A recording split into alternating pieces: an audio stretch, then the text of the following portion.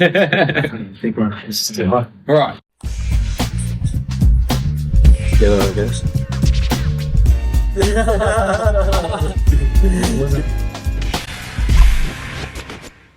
Ladies and gentlemen, welcome to episode 4 of Marketing Lab's Hot Marketing Challenge, where we invite those from the business and tech world to join us in answering hot questions whilst eating spicy wings. I'm Nikolas, and alongside me on the other side there is Sebastian. Today we have special guest joining us, James Hana, the director of a thriving multi-million-dollar building and construction company based here in Melbourne. James's journey began with a family-owned business founded by him in 2006. From humble beginnings, their company 2016, sorry. Thanks for the correction there, James. From humble beginnings, their company, ABC Constructions, has grown exponentially, building 20 plus homes per year, taking on large commercial projects, and now employing a team of 5 builders, subcontractors, and operating from spacious warehouse premises here in the north side of Melbourne. At ABC Constructions, they take immense pride in their expertise as a custom building company, offering distinctive signature homes to the market. Their exceptional quality and attention to detail in their work have propelled them to great success in recent years. Not content with his achievements, James decided to expand his horizons, venturing into the business world with 2 subsidiary companies. The first subsidiary specializes in custom window manufacturing, while the second focuses on cabinet making. Today we are thrilled to have James with us on the Marketing Lab's Hot Marketing Challenge. James, welcome. Thank you for joining us today. Thank you for having me, lads. Good to have you on board, mate. Good to have you on board, mate. Are you nervous? About the wings, yeah, a little bit. A little bit about the heat. So we've got this row. These two just keeps getting stronger and stronger and hotter. So just be aware. Yeah, we've got the chicken ready to go. I guess, Nick, you got a few questions that you want to start off with? Yeah, we'll dive straight in. So first of all, let's talk about your construction business. When did it all begin? I know we mentioned 2016. Yeah. And what motivated you to, start the business, embark on that journey? Yeah, so I was still young in 2016 when it all happened. I did start studying for finance. I'd done my bachelor of finance, but while I was doing it, I didn't have the passion to do finance. Mm-hmm. The passion, I think, was always construction. My family had driven me in that direction as well. And then, back then I didn't think that this would be my future job, but things happened pretty quickly and it just worked out, I guess. Nice. Fantastic. Excellent, mate. Excellent. So I guess you sort of fell into it, and what was the drive? What were you looking for? What was it that was driving you forward? Was it your family? Was it that you had a passion to excel in a particular industry? What was it all about? Yeah, it was a few things. The family was definitely a big thing in it. They saw the potential, in the construction industry here in Melbourne. So they were kind of guiding me down that road. Mm-hmm. And then, it became more. I came from a hospitality industry, and one thing that I didn't enjoy in hospitality was the customer's always right, even when they're not. Gotcha. Good. So then with that transition into going into a construction construction role where it's there's a lot of regulations and standards that you got to abide by, so the customer is not always right, and it's you got to do the right thing by everyone, especially the legislation side of things as well. So that for me was something I enjoyed very quickly, because it was something where it's like, hang on, this is right, this is what I have to do, and it's you just guided down that road. Apart from that, it was something that I learned that I was enjoying as I was doing it. So dealing with the people that I was dealing, managing people and sites and things like that, just the day-to-day activity that was involved in it was something that I enjoyed really quickly. So finding the passion in leading the team or directing a project that gets done correctly to laws and regulations, you felt the drive come from that. Yeah, and the problem solving side of things too was probably the biggest challenge, because I think that's one of the most difficult things in construction. That's kind of what makes a good project manager to one that isn't so great.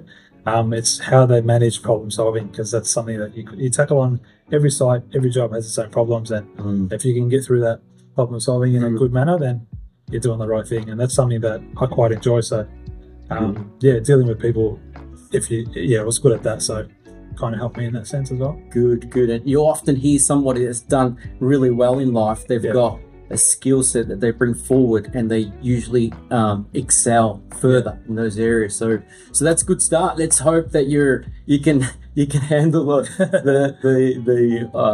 hot ones. So let's try and get him started, Nick. What do you reckon? Yeah, sure. So I guess, like Sebastian said, weakest sauce, hottest Let's get sauce. started. This is actually Sebastian's father-in-law's chili concoction. So Exactly. we don't know how hot that's going to We don't. be, but we put that at the end. Yes. But James, we are going to start with the weakest, and then we're going to get you to choose a couple of these. So we're not actually going to do all of them. We're going to give you a bit of a choice here, but we'll start with the weakest sauce down that end. So Seb, if you want to pick that up. Now, just whilst we're dabbing these sauces, James, like how quickly did you fall into the role of being like a director, manager of the business? You know, was it quite quick? Did you have a couple of years there where you were learning off others? You know, what was sort of that process? Yes, I think the two questions there. One, was it quick? Yes, in terms of when you look at the broader picture. Mhm. But there was, yes, I did work for someone else, and I got that experience through learning from other builders and other site managers as well. Gotcha. So there was a process involved that took probably about 3 years. Yep. But while that was happening, while I was getting trained, is when we established ABC Construction Group. Yep. Just to kind of pick it up while I was learning and everything was happening. Mhm. The company was kind of establishing itself and Gotcha. gaining a reputation in some sense. Mhm. And then once that was done, it was very easy to just subcontract out work Gotcha. because I wasn't a registered builder back then, Mhm. but I would subcontract to other registered builders. Mhm. And then that gave me a reputation before I even got registered. Once I was registered, it was, the pathway was already there. You just had to kind of, Yeah, and I want to talk more into this about the reputation, how you built the business on that word of mouth, and that's something that I want to hear about. But first, let's dig into Tackle this this. because you guys are avoiding. I know you are, Nick. I am definitely avoiding this. But the So first let's one's go. nice. There is a traditional barbecue sauce. Nothing too spicy. This is tasty. Lots of flavour. that's a good one. This is the Chipotle style Louisiana. Heat. It doesn't really say the heat of it, but I'm going to say it's probably about a 1. Yeah, 1 out of 10. Yeah. Before we actually came on, James said he was going to pick us up a couple of the world's hottest chips and gummies we got today, but maybe in the next segment he'll have delivered those and you can watch us try that. So Seb, you wanted to go back to that question or that answer? I guess, as you know, we're a marketing company. We help businesses thrive online and get their brand out and get the message out to the marketplace.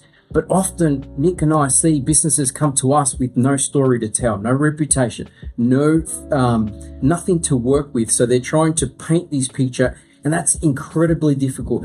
And what I often say is, build that reputation, get the word of mouth, learn the mistakes, and then come back to a marketing company that can get you out and make you fly.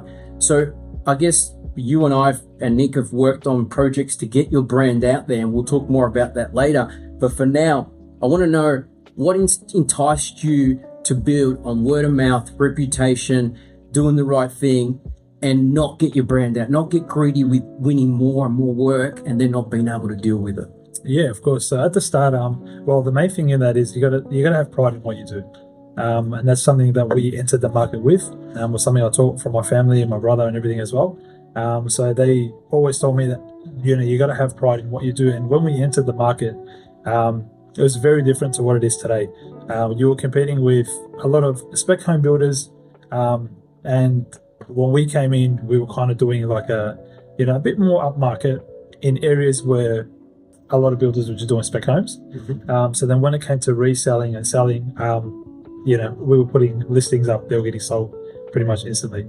And that's something that was working for us. We were doing things in the houses, the finishes were a bit nicer. We were spending a bit more money on the quality there as well. And then the word of mouth and everything just kind of happened naturally, given that that was our reputation that we had just started with. We didn't go from, a lower end and then try and build up. We just started, in that market. We're not talking about the high end homes of the southern suburbs. We're talking about northern suburbs here, where a lot of the buildings were pretty spec home standard. Yep. And we just entered it with that, and then we just took pride in what we do, and then the word of mouth came naturally. People knew what we were about. We established an image within just trying to achieve that. Yeah. We often say the quickest way to break into a market is to specialize, is to go in and focus on what you can do different, that's stronger, and it provides a different service in the marketplace, so you don't get washed up with the rest of the noise. That's right, yeah. And that's what we loved about your story, and that's why you're here today. Another sauce, another Let's go another chicken sauce. wing? Just to add to that, Seb, it's like James found their value proposition and they doubled down on it. They find a lot of businesses, don't get to discover what their value proposition is, and they get washed up with the other competition in the market, and there's no way to differentiate. And then, they obviously come to us for a bit of help in trying to channel that communication. But it seems like it happened naturally for you guys, which is fantastic. Yeah, well, I guess once we entered that way and we saw that it worked, we kind of continued with it. Yes. Whereas someone else might have tried it, didn't work out, they would have changed their ways. But yes. Yeah, trial and error. Very good. Worked. Fantastic. All right, so I guess we'll give James the decision here on which one he wants to choose out of these two. On the left, I think this is Seb, you might have a better go at pronouncing that, considering Hammer South American background. Yeah, Hawaiian actually. It's hot sauce from Hawaii, and they call it the smoky ghost pepper goodness. Okay, so that one sounds pretty hot. Yeah. And then you've got the smart ass, I believe. Seb has bought in. Lazy That's a hot sauce. lazy hot sauce. So out of those two, James, which one are you feeling? I think Gemma was a bit more nervous than us in the first one, so we'll go with that one. Yeah. All right, perfect. Good choice. Great. So guys, I've chosen the wrong attire today in a long sleeve and in a Kathmandu jacket. So this is going to be promising. Maybe after a couple more he'll get that off. But dab that wing, James. Yeah, don't be shy. Don't be shy. Nick likes it. The more the better. Yeah, cover it up. There you go there. Good work. Awesome.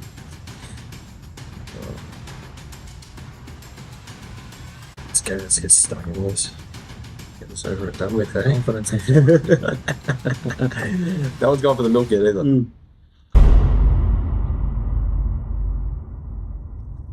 All right. Respectable. Yeah. Top of like the Thai food, you'd ask for spicy. Oh, Nick's already sweating. Yeah. That's gonna kick the foot. This is going to be interesting. Wow. Okay. How you doing there, James? Yeah. Definitely. We just got started, eh? We did. That's good. From Really start. kick things off. It's getting serious now. It is. Now, in that intro, we spoke about the fact that you had the building construction company, which you built up, and that's sort of your main business. But you've got two subsidiary businesses. One's that window manufacturing business, and the other is a cabinetry business. Why did you start those two businesses? Was it to propel the construction company so you didn't have to subcontract out? Was there, quality control issues with other contractors that you were bringing into the mix? What was the reason for that? So we started the glazing business, a few years before we started the cabinetry business. And with that, one of the things was quality. Mm-hmm. We wanted to bring in a quality product into our homes and what we were building, and we did see a need for modern homes. We were going a bit more trendy with the windows. Okay. So we saw that opportunity pretty quickly, and we thought we'd do that. And then there was a lot of delays in construction because of window delays and things like that. So having our own company kind of helped us in that sense as well, Mm-hmm. and it allowed us to, build modern homes with that style with modern windows and stuff. Had obviously a better cost because it's our business, but as well having, I think, the financial side of things, looking at in that sense as well, having a construction business is good, but you're obviously dealing with lump sums and bulk payments. It's not good for your everyday turnover, whereas having a company like glazing kind of helps with that more flow of income. Yeah, gotcha. There's benefits, financially, but that wasn't the drive. The drive was more having the quality, having that sister company involved as well. And you say that, and when you say that, you say it so lightly, just thought it logistically made sense, and we just set up because we could save on cost and we can offer the customer a better service or a better quality, right? Giving them a different option. But how did you go about doing that. Like I'm talking manufacturing. I'm talking hiring new people, processes, systems, equipment. Like that's not an everyday conversation you have with people that say, I did this. What was the drive behind that? To be honest, it was a big risk we took, and we knew it was the risk involved. But it was something that we just thought, let's just do it. That was kind of the drive behind it. But it sounds very complicated. But then we spoke to the right companies, and in Australia, I think the good thing is a lot of companies that sell their machinery, they provide a really good service with that as well. So there was some teaching involved, because honestly I knew nothing about Windows. Gotcha. But you understand the system. If you're someone who can wrap your head around things mechanically, Windows was one of those things. And we had I think a lot of things kind of fell into place. We had some staff come in from like people from overseas who had background in this field. Wow. And then it was a great opportunity. When they came and they saw our concept, they were like, we want to drive this forward, and that kind of helped us as well. So amazing. Right people, good support, equipment from Australia. They're back into, and Australia is massive in manufacturing as well. Yeah, definitely, especially when it comes to the construction industry. So definitely it kind of fell into and logistics. It makes sense as well. So we'll talk more about that, how you manage actually let's go into that. Let's talk about what's happened. Zoom in to today, right? We've all heard of massive builders going under, and there being that fluctuation in inflation cost and material costs going up, and logistics issues. Like how did you move forward through those times? How are you navigating those? I think the thing is we're moving forward. That period there that we just spoke about hasn't finished just yet. The cycle is still going through, and a lot of builders are still feeling it. And it's just, I guess for us, what kind of helped us is we weren't a volume builder. And I think for them, they were stuck in too deep with too many things. And once the pricing went up and, being locked into fixed contracts and things like that, it's just not feasible. You just can't continue when you're running at that much of a loss. Whereas on a smaller scale, you cut your losses, but you still have so much to work with going forward that you kind of jump the hurdle, and then it's a good run going forward. So, I think the worst has come, but there's still the repercussions from what's happened, obviously in the market, the volatility and the cost of labor and material and things like that. So it's steadying itself kind of, but still from like new grounds. New grounds that we're gonna learn as time goes on. But I guess what you've done, which has helped, is to focus on premium quality, locally made to some extent. And we'll talk about your cabinet business as well, because we're not just doing windows. You decide to then work with cabinets. So I guess all of these things are helping you navigate and position yourself so that you can not be so highly leveraged on the number of projects, and highly leveraged on the expense of the business. So talk to us about why this shift from construction over to windows, over to now cabinetry work. Cabinetry work was an interesting one. When you talk about the work that's involved in construction, you talk about certain trades and certain manufacturing ideas or work spaces, and cabinetry was one that I've always enjoyed, because the kitchen, they say, is the heart of the house. And then being able to design, manufacture and install a kitchen the way you like, the way you set up, and the way the customers want, and meeting that satisfaction, for me is very rewarding. So among everything else, that for me was just the drive. It was one of those things where I could see myself doing even when I was a builder. I thought, cabinet making is just such a good trade. And so when the opportunity came up, we built our factories. One was obviously for the glazing business. The other one, originally our idea was just to lease it out.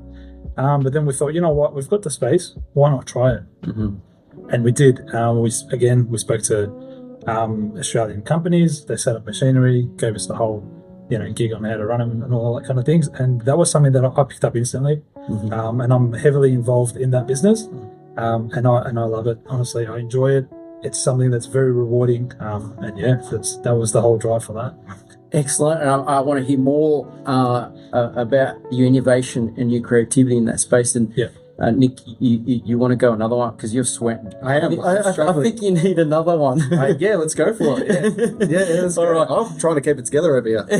So, I guess you had a choice of that before. You said no, so we're going to go up a little higher. You've got this, which my wife and I and the kids bought in the Gold Coast. It's called I'll let you say it, James. The butt tickler. That's it. That's it. It's lovely. So it's an 11 out of 10. Yeah, we're not going to skip this one. We have to. We're going with that one. We got to go with this one because apparently it does something. So I'm going to dab this one. Oh, actually, too late. It's a bit of a runny one. Yeah, great. Yeah, you know what they say about runny ones. Yeah, correct. that's Where's the name from? Probably got that same way. Get that one here. All right. So let's go in there. Okay. Is everyone else doing it right? Or is it just me that's waiting? Oh, Yeah. Still alright. Still all right? It's still alright.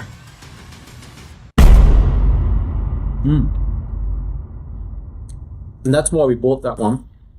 Because the guy had a little stand there, and he had some taste samples in there. Yeah.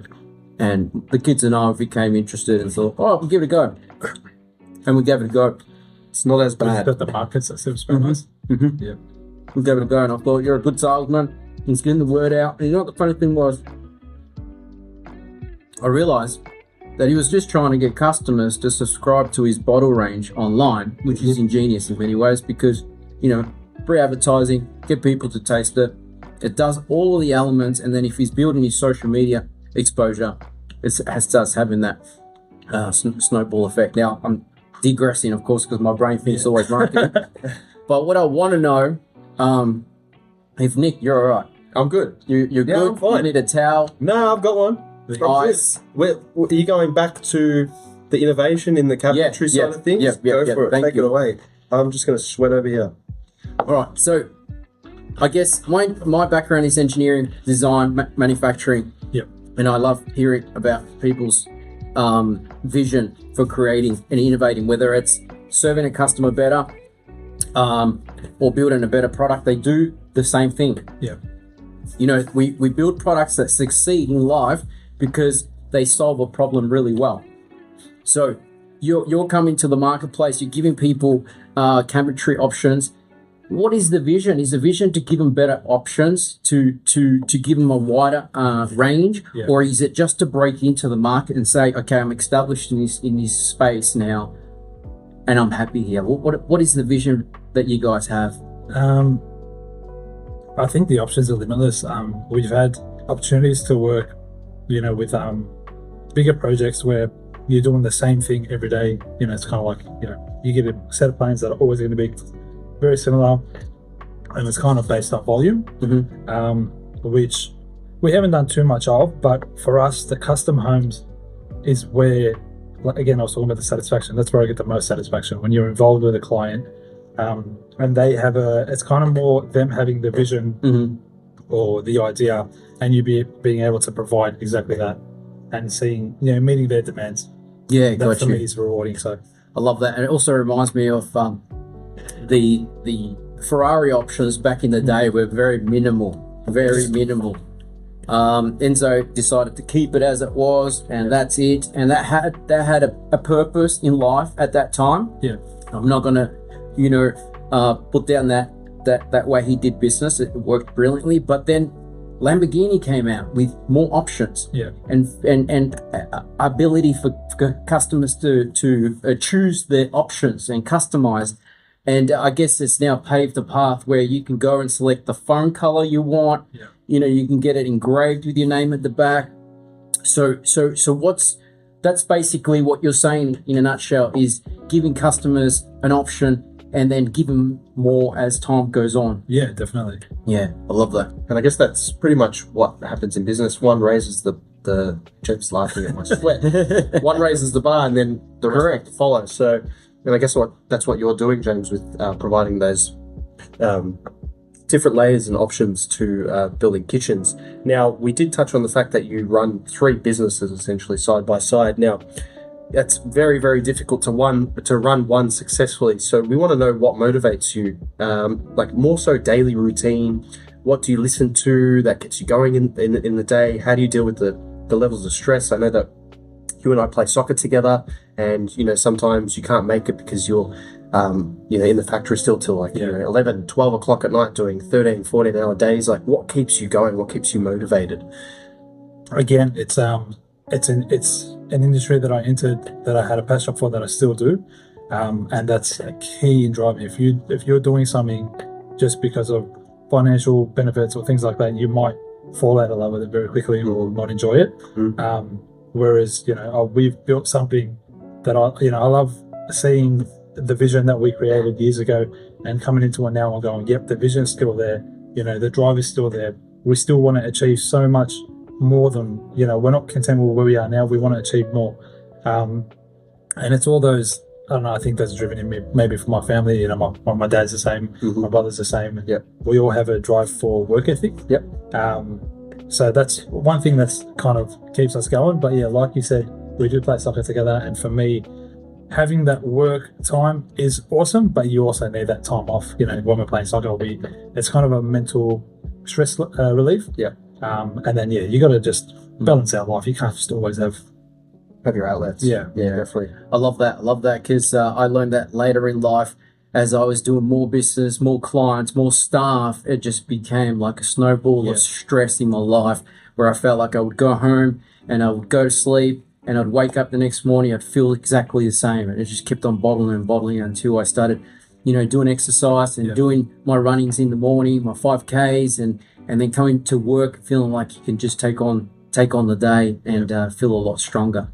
And it's amazing that we learn these as we go, but it's definitely one of those helping forces. So, what do you reckon? Next one? Yeah. Wasn't Here we go. So we'll go straight up to the Melbourne hot sauce, Streets of Rage. Now, this one, from memory, is quite spicy. I believe, I can't remember where you got this from, Seb. 8-bit sauce. Online, this is actually a restaurant's sauce that they've manufactured. And they've gotten out to the market. Down the road from my place, over in Doreen, Butcher Shop. Butcher Shop is selling it there. So there you go. So we'll get that on there. So what's with the milk count? Well, it depends. Like if you have a shot, we're going to put a little ding on your video, and we're going to count in the end how many dings you have. I mean, the last guy we had here, he had 31. He had 30 plus dings. But I gotta admit, poor guy, he'd never had hot sauce in his life. He went through about 1.5 liters of milk. Throughout this challenge. So he did well. Yeah, he did well. You haven't gone for it yet. Seb hasn't gone for it yet. I'm trying to hold out to go for it. I thought about it before, but I think you're doing well, Nick. You're doing all right. I think you're doing all right. My face says otherwise. Yeah, your sweating says otherwise. Definitely sweating. We're gonna have to get you a towel soon, though, mate. Polishing it up with this. Nick's going to go on a 4K run after this. Yeah, I don't know about that. All right. Oh, you've already got some? Yeah. Chuck that back on there, Jimmy. All right. Let's go.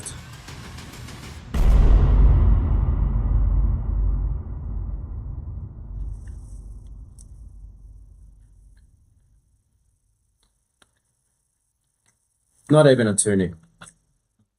It could be a slow burner. Give it some time. It's starting to come out. Yeah, exactly. You jumped the gun, did you? A little bit. A little bit. It's gone from 2 to 5. Yeah, it's going up a little bit. So not bad, not bad. Throat. So not bad. We're going to start getting into the hotter stuff now. Nick, I'm still at the 2. Hasn't. Oh, we're going to step this up a bit, Nick. Why don't we skip one, and why don't we go straight to a hotter one? Mate. This is where it starts, I believe. Now it's picking up. I think it's these are the 4. All right, Seb, and now you bought this, wild card in the mix. Well, we've got to keep the father-in-law happy, so we do. We're going to try that for sure. Yeah. I remember the first time I'd ever had chilies to this extent was at my father-in-law's house. Yep. When he tried to pretty much prove to everyone that I couldn't handle anything, and he was right. It burned my entire mouth. I couldn't taste anything for a whole day. Shout out to Lou. All right. So get into the next one, Seb. Do you want me to I don't even know where we are, Nick. I was going to talk to James about, why they chose to get into custom building as opposed to volume building. And I guess now with what's currently happening with the market, do you believe that it was the better move to go down? And do you believe it's attributed to your success? Because I believe even being a good custom builder is a great differentiator in the market. There's a lot of volume builders out there that are providing cookie cutter kind of service. Yeah. And you guys are going there with custom builds and you're making these beautiful homes for people where they can spec their homes to pretty much whatever they want. You give them customization to the nth degree. And I guess what we're trying to find out is, what is the vision? What do you see? I mean, nobody knows what's going to happen. We've determined that the next 5 years, it's all different. Like Nick said, it's this or that. But like, what is your vision for the business? What do you think needs to happen in order to keep improving yourself and moving forward? There's kind of a few questions that kind of connect. With Nick saying why choose custom builders instead of volume, and then with the question you asked, it interrelates, because the reason why we chose to do custom is because when you're doing volume, it will kind of become a routine where you're doing the same thing over and over again. When you're doing custom, it's constant challenges, new challenges, and new things to look forward to. So that's the reason why we wanted it down that way. And then the vision is to ultimately just keep providing that custom service. So it's like you said, it's limitless where we want to head. So it's we do provide the service where you're not locked into certain places, certain things, certain whatever. So we just want to keep building and keep advancing ourselves. So each project we do, we can get a bit more advanced, and then who knows where that will lead. But we do want to kind of create that vision where we can pretty much do anything. Yeah, I love that. And I guess what we're discovering as well, because Nick and I have gone through the process that you have within the business to try and establish what the customer wants, so that you can quote accurately, because that's a major thing that you do, is you quote accurately, you take your time, you do the due diligence, you try and figure out exactly what the client wants, but then you give them above and beyond. It's a different way and a different approach, which I've gone through the volume builder type scenario where everything's bundled and you feel like you're getting a discount. You feel like you're getting this for 40 grand. And talk to me about what the schemes are in the industry and what you guys have chosen to do differently with your providing a better product. I think that's a very good point there, because what we try and do is try and be pretty much black and white. So there's things where I don't want to talk too much about volume builders, but when you go into like a display home and you see, wow, this is amazing, we want to build this, and they'll give you the starting price. You go, yep, well, that's awesome, we can get this for that. And then you get hit up with all the extras and you're like, well, it's a different world. Whereas with us, we don't have a standard range where we go, this is what you're getting for that price. It's kind of more like, what do you want? Let me tailor my quote or my expertise based on what you want. And then that way we can write everything down, and that quote that I give you is based on what we've spoken about, not what you've seen minus the extras. Yes. So it hasn't got that deceiving effect to it. And I think that where that came through in the time we've spoken is that you'll go to a volume builder and they'll have the extended roof lines, they'll have the big windows and display, they'll have the wider staircases and the perfect trimmings. And you think, oh, this is how much it's going to cost me. Yeah. But then as you go through that process of stepping through all the hoops and you get to pretty much the day where you sign the contract, your quote is completely different. It's 100, 200 grand more. Yeah. Whereas what we were learning with you is that you have a different system where your tiles are already premium starting, where your roof line and your doors already come set to a certain standard and height. So what made you want to do that? Was it just based on the fact that you wanted to provide a better product and you focused on that, or there was a different intention to it? Yeah, I think that was kind of what we touched about earlier on when we said when we entered the market, it was a very different market. So we were doing things that other builders called upgrades, like ceiling height tiles, 2.7 ceilings, which back then was kind of like an extra. And just other finer details that we were doing, 1,200 entrance doors and things like that, where when we entered the market, people were seeing, oh wow, we're getting that already. Now I know a lot of builders are doing that as kind of their standard. So it's kind of like when we entered, there was only a few, maybe a handful that like we knew that were doing that. So when we done it, and then I guess once other people started catching up to it and started doing it as well, it kind of lifted the industry standard. You know, people weren't going for that, unless maybe it was an investment home, but people who were building them to live in weren't going to that base level anymore. They were kind of, you know, already wanting to hit those. And I think that lifted the industry. So it's a good thing at the end of the day. Customer gets more and more. Exactly. And it created more competition. So for customers, I think it was really good because then it created competitions where, you know, you don't have to go through, you know, a volume builder or any person like that to, and then upgrade to get what you want. There was a lot of builders that would just give you what you want as a starting point. So for customers, I think it was really good. Good. Fantastic. Good. Nick, you want to expand on that, or you just want to get into a cold bath? I would love to get into a cold bath, but we should, we can expand on that whilst we get the get the next hot sauce. Yeah, can I pick the next one? Of course. Yeah, go for it. Okay, so I'm gonna say a scorpion for sure. Okay, great. The scorpion is my favorite. Okay, great. Yeah. Looking forward to Your favourite too, Nick. Well, remember this one? I do remember that This one. is the one that takes you out. I do remember that one. We're still trying to get our hands on the bomb, which is supposedly one of the hottest sauces out there. That's Scoville. What's that one got? So they measure these based on the Scoville strength, and yeah, Doesn't say. it doesn't say with this one, but I'm gonna say It's hot. hundreds, thousands. So That's that's going in. I think it's a bit of this scorpion. This one might make me. I mean, Go for you the can bill. smell that. Smell it. It smells like paint stripper. Or Oh, that's it. That's it. enjoy that, James. True. Should have done your own sauce there, mate. Set you up. Alright, go with that. Yeah, that looks about right. You can do it in one minute. I'm not going to say no to the challenge. Alright, guys, I'll go with what Alright. You ready? Seth, do this. James? We'll all have it together, I guess.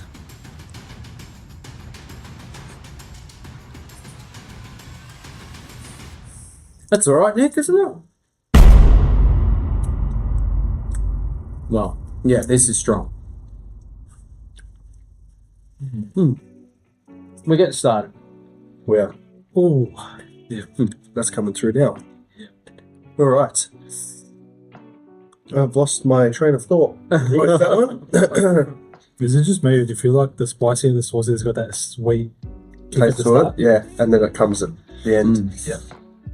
But they're tasty, right? Yeah. They're sauces you'd put on food, you'd enjoy on hot wings like this. They're definitely eatable. I'm not sure about Lou's tonic. No, believe it. That's the oil you drizzle on the pasta, and it just gives it a nice flavour. I'm a fan. Why is it sweaty? Mm-hmm. All right. Just a reminder: try not to touch your eyes, Yeah, do not touch your eyes. because it creeps its way in there, and we've lost you. All right. So I guess moving on to the next question. Let's talk about advancements in technology and automation. Now, this is a big thing that's happening currently. We're being surrounded by AI at the moment, which pretty much taken over. Do you see AI? Are you right there, James? You good? Do you see AI taking over the building industry? And if you do, how do you think it's going to play a role? And are you guys currently using it? Because that's a big one. We'll see if you've already adopted that into your business. Oh, I can't even think right now. This is different. All right, let's just give James a bit of a breather. So I guess what Nick's trying to say is the reason why we brought this up is because I don't know if you saw the new Apple virtual reality glasses. They just launched them this week. And, Yesterday, I think. Yesterday, and this thing's got massive amount of hypes on the news at the moment. And me and Nick watched a 9-minute video ad, which was like, you know, who does that? Who can get people to watch 9-minute video ad? Apple does, of course. And what this product looks like it's going to do it's going to absolutely remove TVs from people's homes. It's possibly even going to take away a lot of devices because it's just the comfort. Computers, and eventually. And we've got a client upstairs that set up lighting and cameras and scanners to set up a factory here in Melbourne, so that people that are looking to buy an apartment and they don't get how much the space is or what the measurements are or how to lay their furniture prior to construction, they go in there, they pay $1,000 and they can get a visual representation with a footprint. So what's happening? Like, are you guys? How do you paint that picture to clients? What they're going to get? Are those problems even occurring in your space? What are some of the innovations that you guys have? Because you've built the window side of the business, the cabinetry side of the business. Is there something next? There's always going to be something next. I think that's the way the businesses have to progress going forward. But in terms of AI, it's cool. I've done a little bit of research on them, and it's cool with the concepts and everything that it's that's going to come up in the future. I haven't really thought of a way to implement it in our business just yet. Mm-hmm. We do use it, like we play around with it here and there. Getting some reports and things like that. We tend to stuff around with it a little bit, and what it comes up with is actually it's incredible. It's mind blowing, and it is a very handy tool that I think will have a big role in the future, especially with like the digital marketing side of things that you were saying. You could probably ask, there'll be ways to probably, I don't know if there is already, to ask AI, we want to do this is our space, and it will create something for you already. So with that visual kind of aspect to it, I think will be a very handy tool in the future. We haven't implemented it yet, but definitely something that I would want to look into. Absolutely. And you hit the nail on the head. There is definitely prompts. They're called prompts, or you copy and paste, and it already gets the information that it needs. Like Nick and I, when we go through a client discovery exercise, we've got a sequence of questions that we put clients through. Who's your market? How are you different? What's your value proposition? And if your ChatGPT knew about these prompts or it knew these answers prior to making a decision what ad campaign to target, like target these kids from this age to that age. That's when AI just gets getting better and better. And I guess and what we've witnessed in the construction space is that they're using AI to paint a picture to a customer what a renovation could look like. I saw recently an app that people can install, take a picture of their kitchen, and then the app will come up with concept designs. And Nick is playing around a bit with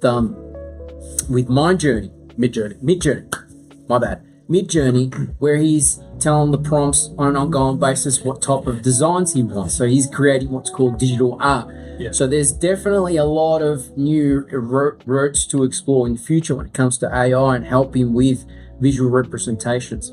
Do you know where I really see it taking over, especially in the construction space, is architecture? Mm-hmm. I think doing drawings and 3D renders. Mm-hmm. I think AI will be able to spit out a 3D render, and then, like you said, with the VR headset, you can take prospective clients through a virtual tour of a rendered home that you guys have built, and they can go through and they can see the space, they can envision what the furniture is going to look like. And I think that's where it's gonna head, especially in the construction industry. I agree. Well said. Next source. Already. And let's jump into the next question. 49 minutes. So we gotta James. get to the second last one, third last one. What do you reckon? This one, I think it's called the Widowmaker. Oh yes, That's an Australian hot sauce. oh yes, the Widowmaker. That is So- definitely an Australian hot sauce. You're married? Tell us. Married? Kids? Married, one kid, another one on the way. Congratulations. That's you. beautiful. So I don't think it's the right time to make widows, but Yeah, exactly. All right. So, James, I was going to ask you the next question whilst we're going through this process, just to get you thinking. Now, as an industry expert, what are some current trends, developments in the building and construction sector that you find particularly exciting or promising? Anything that your business may be currently working on behind the scenes that you'd like to reveal or maybe keep behind the scenes? Yeah, I think a lot of it is going to be kept behind the scenes. Sure. We do have some exciting projects that we are working on, and we do have future goals that we are, leaning towards. That is, it is exciting. I can't really share too much of it, That's fine. unfortunately, but That's you all right. guys will obviously know about it first. We'll know about we mark it out that way. Definitely. But yeah, definitely a lot to look forward to in the future. Awesome. Yeah, no, we have been working with James over the last, six months thereabouts, on, getting their brand out there, getting their story out there, really pushing what they've built with regards to establishing the business, working on referral work, really channeling in on what they're good at and developing their business. And now we're getting it out to the market. We've built their website. Like James said, we're working on a couple of other ideas as well. But it's been a fantastic project to work on with you guys. Yeah. It's been fantastic to go and see the factories and see the businesses, I should say, and meet everyone in the office there, and everyone's super friendly and go-getter type attitudes, which is great. I think you're surrounding yourself with the right people, and I think that's why you guys are working so well as a team. Well said. So I think you're gonna dab a little less this time. No, definitely. Definitely. I think that chunk that showed it on the last one. All right. Because I thought you weren't feeling it, so we had to step it up a bit. Step it up a bit. I know Nick is holding on, but I'm a bit scared that Seb hasn't dropped any sweat yet. I know. It's just nerves. It's just nerves. I don't know what's going on. An AI bot. Maybe he is the AI bot that we were talking about.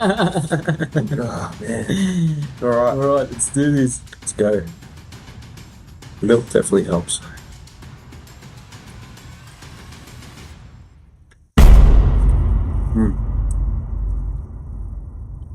But we don't know though.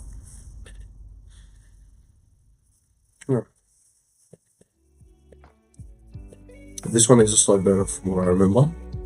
I didn't put too much on, just good. If that's all it is, boys, Yeah. we've gone through the hard part. We have this. Yeah. Maybe we reached the top, and now nothing gets us there. I think that last one we were all the winner was just the Scorpion? You're talking about the Scorpion? The Scorpion, yeah. The Scorpion. I think that's the the hottest hidden horse. Personally, for me, I feel like that's the hottest one. Yeah, Good. We needed that break, I think, Nick. we definitely did. All right, Seb, you want to jump into the next one? Yeah, I guess where we are at the moment is we're at the point where we know who your customer is. You know who your customer is Yeah.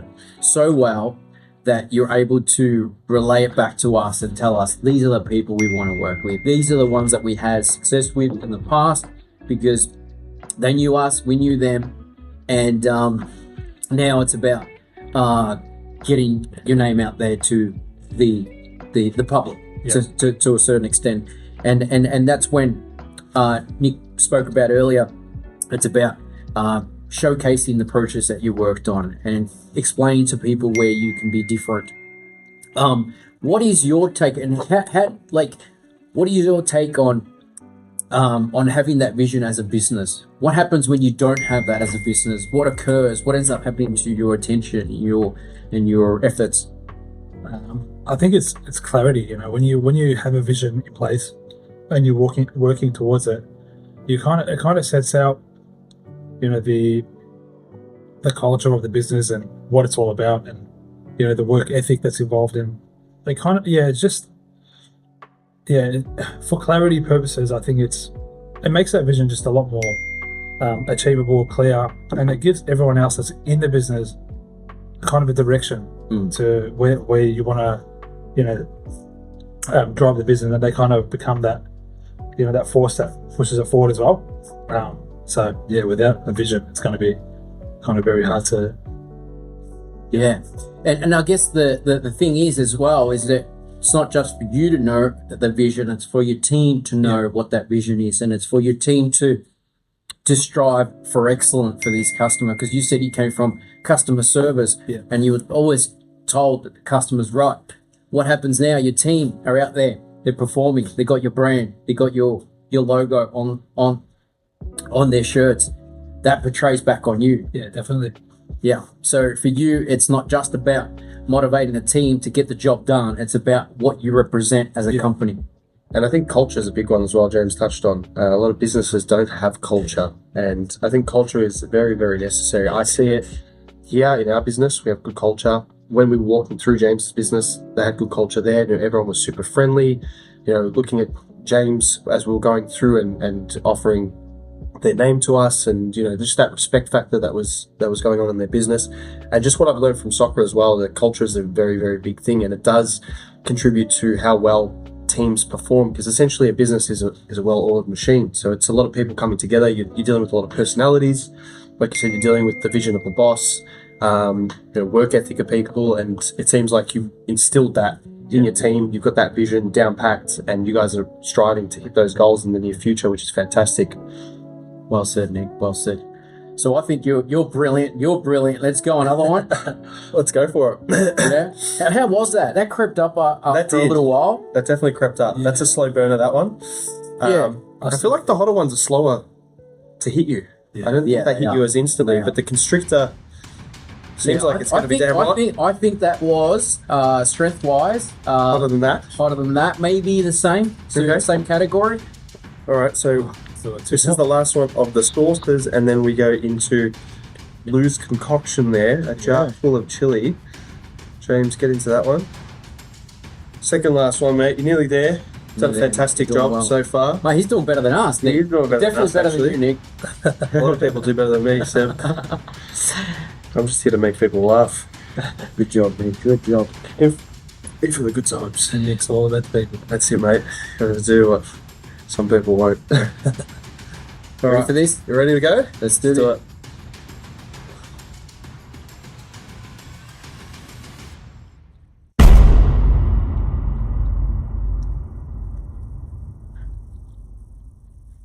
All right.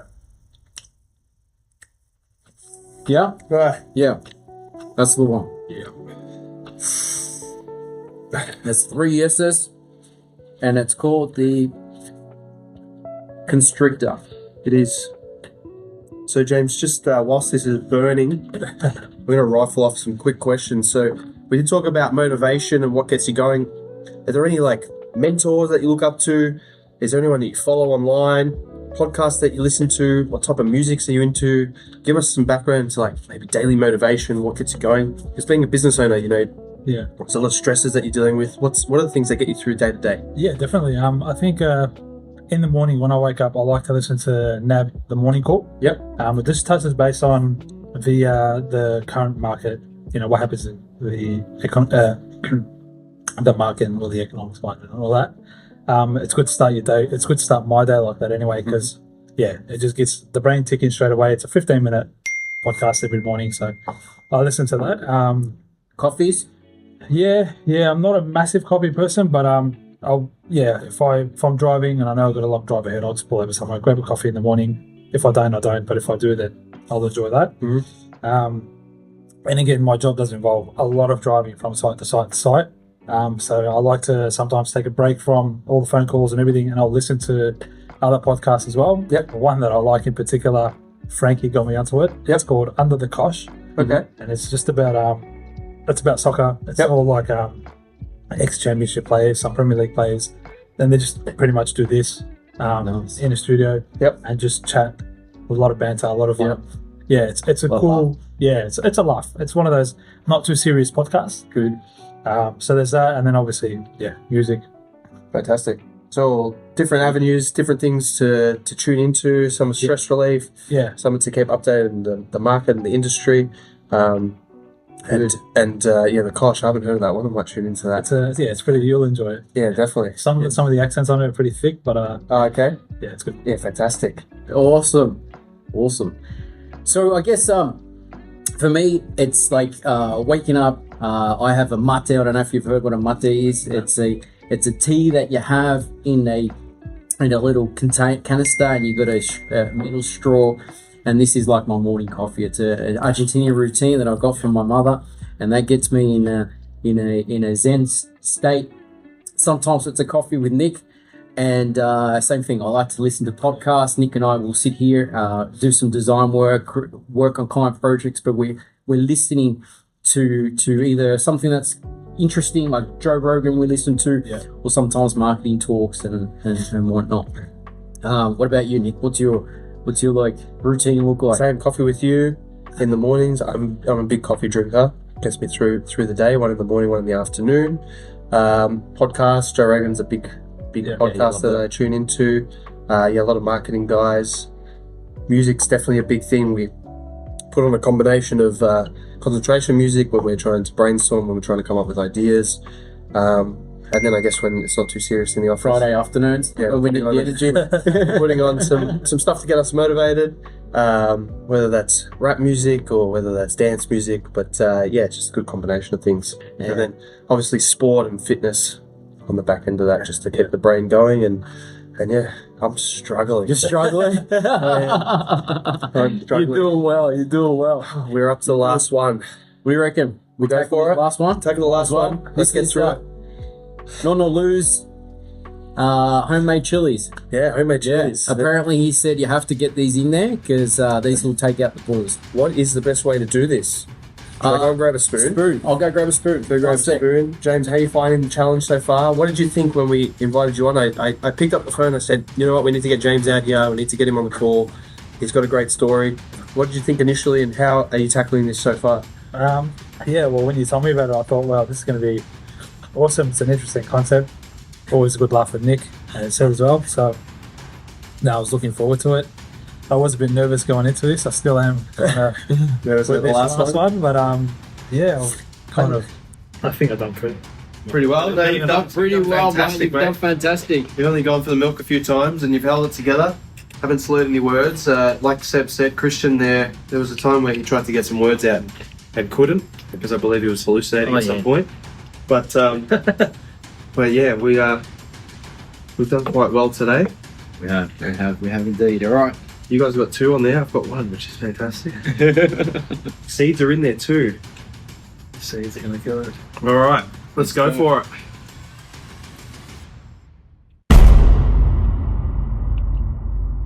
Got a lot of flavour. How good is that? That chili oil is fantastic.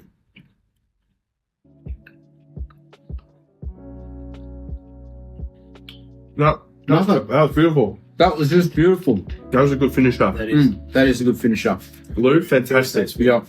Tasty, brings out the flavour. Put that over. And it's got a nice little heat to it. And it's just going to be stronger now. That's fantastic. Yeah. It is. Excellent. Awesome. Yeah. Well, I guess that pretty much wraps things up in terms of our hot marketing challenge. James, thank you for joining us in the seat today. It's been fantastic to get some insight on someone who manages not 1 but 3 businesses. Yeah, correct. Someone who's in the construction game. And his vision for growth and giving back to the community, providing a better service, focusing on his key strengths. And just an amazing person, how you just jump in there and you just say, I love this is a passion of mine, I want to drive it to fruition. And you're only young. You're a young man, young family. We want to, wish you the best, and I'm sure we'll have you back on the show because this is just getting started. We're going to get stronger with the heats. James, thank you so much, mate. No worries. Thank you, appreciate it. It's been a pleasure working with you guys, and there will definitely be more in the future. So definitely round 2, and let us know what you've worked on. Let the camera know, those big announcements for the next time, and we'll tackle this again. Beautiful. All right, guys. Thank you for watching, and tune in for the next episode where we're going to talk to a tech company who sell digital signage, digital screens into the marketplace, and get their journey on how they started a family business. They're actually upstairs. Going to get them on and see how they started it and what they're doing differently to disrupt the space. Yeah, and subscribe too if you can, because if you like this content, we're going to have a lot more of it in the future, and it helps us grow and just get the word out there. So thanks for watching and have a good day.